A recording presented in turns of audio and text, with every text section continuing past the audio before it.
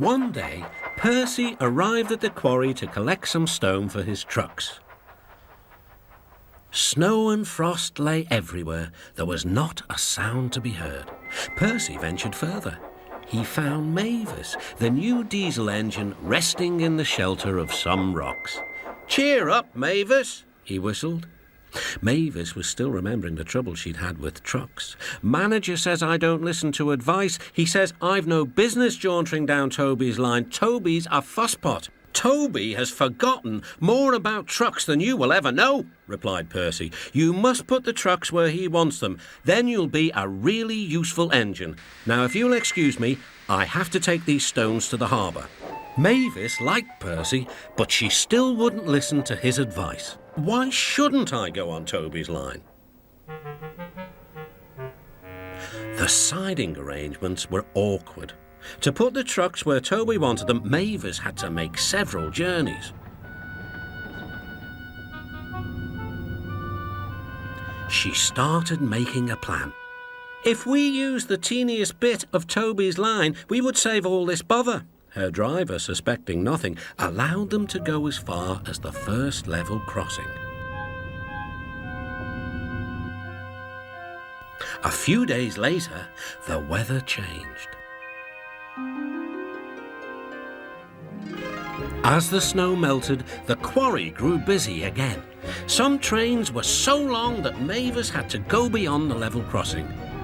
Now for her plan. She would go further down the line without it seeming her fault. "Can you keep a secret?" she asked the trucks. Yes, they chattered. "Will you bump me at the level crossing and tell no one I asked you?" The trucks promised. But whilst Mavis was away, Toby arrived. He decided to shunt the trucks himself.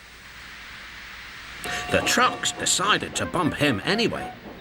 They reached the level crossing and Toby's brakes came on. This was the signal for the trucks. On, they yelled. Toby was away with the trucks screaming and yelling behind him.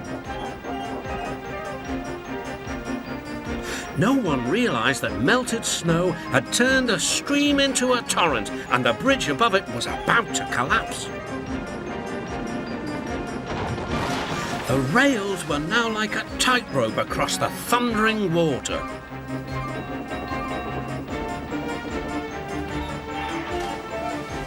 "Stop! Stop!" cried Toby. His driver fought for control. They came nearer and nearer to the bridge. The driver braked hard. Toby stopped, still on the rails, but with his wheels treading the tightrope over the abyss.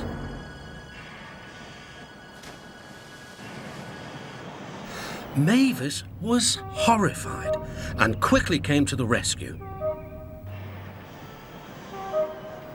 Workmen anchored Toby with chains whilst she pulled the trucks away. Then she helped Toby to safety.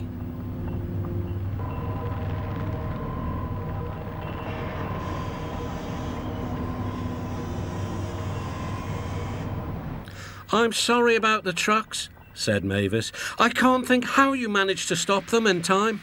"Oh, well," said Toby, "my driver told me about circus people who walk tightropes, but I just didn't fancy doing it myself." Later, the fat controller arrived.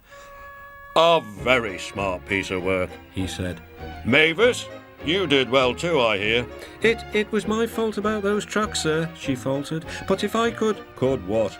"Come down the line sometimes, sir. Toby says he'll show me what to do." "Certainly," replied the fat controller, "if your manager agrees."